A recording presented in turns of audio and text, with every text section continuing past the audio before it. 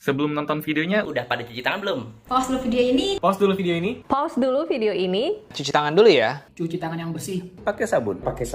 Cuci tangan yang bersih pakai sabun. Ayo, kita tungguin. Dan kalau kalian udah cuci tangan, Silakan lanjut nonton videonya. Silakan nonton videonya. Nontonnya di rumah aja ya. Nontonnya di rumah aja ya. Jangan kemana-mana. Jangan kemana-mana. Jangan kemana-mana. Yuk jaga kesehatan. yuk jaga kesehatan. Yuk jaga kesehatan. Enjoy the video. Have a nice day. Pakai hand sanitizer dulu.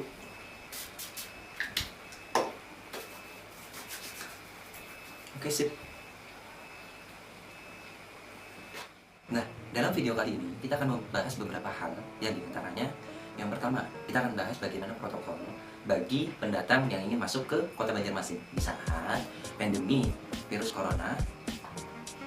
Yang kedua, bagaimana pelaksanaan PSBB di Kota Banjarmasin dan juga bagaimana pelayanan dari sektor pemerintah kepada masyarakat. Yang ketiga, bagaimana pelayanan pihak swasta kepada masyarakat. Nah, yang pertama, bagaimana protokol kedatangan bagi pendatang yang ingin masuk ke wilayah Kota Banjarmasin. Nah, ini saya bercerita pengalaman pribadi ketika saya pulang dari Yogyakarta menuju Kota Banjarmasin. Nah, sebelum kepulangan dari Yogyakarta menuju Kota Banjarmasin, saya menghubungi call center yang sudah disediakan dari Dinas Kesehatan Kota Banjarmasin.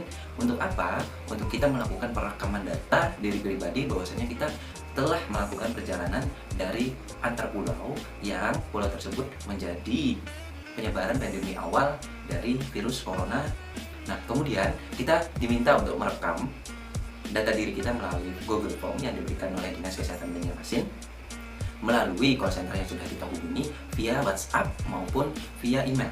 Nah, kemudian ketika kita sudah tiba di Kota Banjarmasin, kita langsung saja memberikan laporan ke puskesmas terdekat bahwasanya kita telah melakukan perjalanan antar pulau seperti itu. Dan kemudian kita dianjurkan untuk mengkarantina diri selama 14 hari setelah kedatangan di kota yang kita tuju. Pertanggal 21 April 2020, masyarakat yang sudah terinfeksi virus corona berjumlah 32 orang untuk di wilayah Kota Banjarmasin sendiri. Nah, pembatasan sosial berskala besar yang telah disetujui dari Kementerian Kesehatan Republik Indonesia itu menjadi acuan untuk pelaksanaan PSBB di Kota Banjarmasin segera dilaksanakan. Terbitnya surat keputusan Menteri Kesehatan Republik Indonesia nomor HK0107 Menteri Kesehatan _262 Minggu 19 April 2020 tentang penetapan pembatasan sosial berskala besar di wilayah Kota Banjarmasin, Provinsi Kalimantan Selatan dalam rangka percepatan penanganan COVID-19 di Kota Banjarmasin.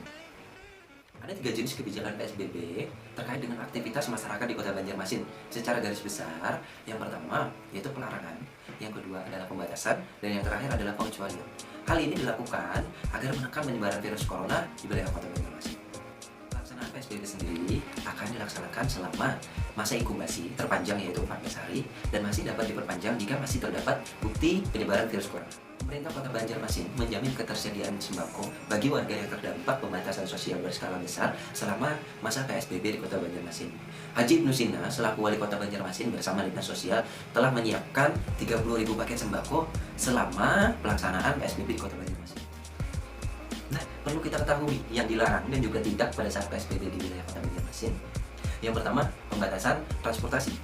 Dari moda transportasi laut, udara, dan juga jalan raya umum ataupun pribadi tetap berjalan dengan pembatasan penumpang dan juga jarak setiap penumpang.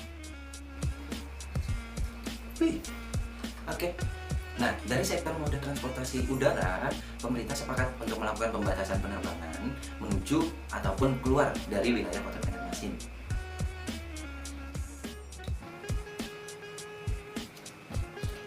Dari moda transportasi laut, Pelabuhan Trisakti Kota Banjarmasin sudah tertutup untuk penumpang yang ingin melakukan perjalanan menuju Kota Banjarmasin.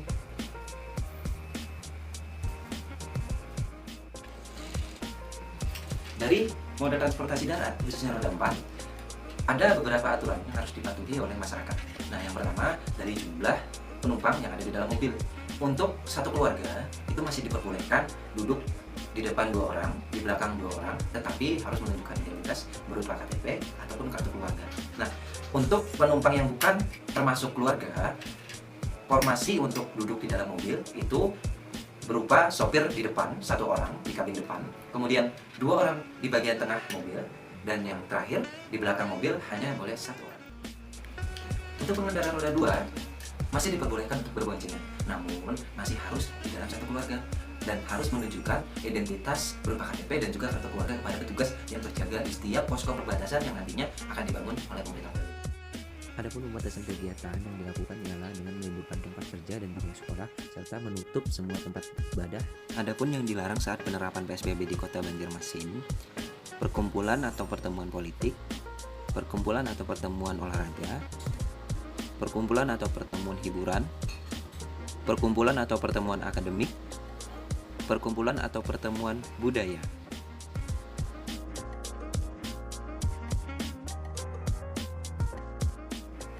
Nah, kali ini kita akan membahas pelayanan organisasi masyarakat penanggulangan musibah kebakaran. Dalam hal ini, saya akan mengambil pelayanan yang dilakukan oleh Ormas PMK Sangga 5.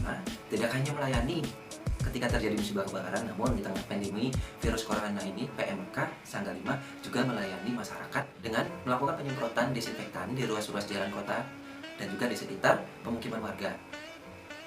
Kegiatan ini rutin dilakukan setiap pekan guna mencegah penyebaran virus corona yang semakin meluas di Kota Banjarmasin.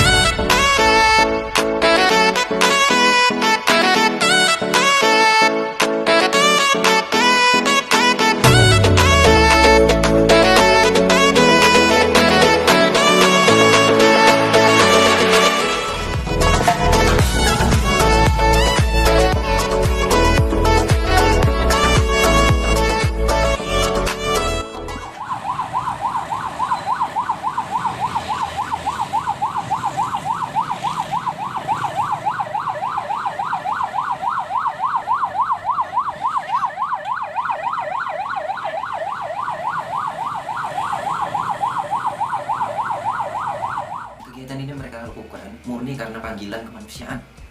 Mereka tidak dibayar dan juga tidak digaji oleh siapapun. Hanya panggilan kemanusiaan yang bisa membuat orang tergerak untuk berpartisipasi bergandengan tangan untuk mencegah penyebaran virus corona. Dia datang tak diundang. Dia menghapus keangkuhan. Dia menerobos sekat-sekat kehidupan, mengusik otak para ilmuwan. Dia membuat linglung hasrat-hasrat pemangku kepentingan. Ketika virus menyebar di muka bumi, derita menekam di segala lini. Badan dunia menyatakan pandemi, maka COVID-19 menjadi nama resmi. Corona semakin menjadi, namun kita tidak sendiri. Dunia menjadi saksi keganasan pandemi ini.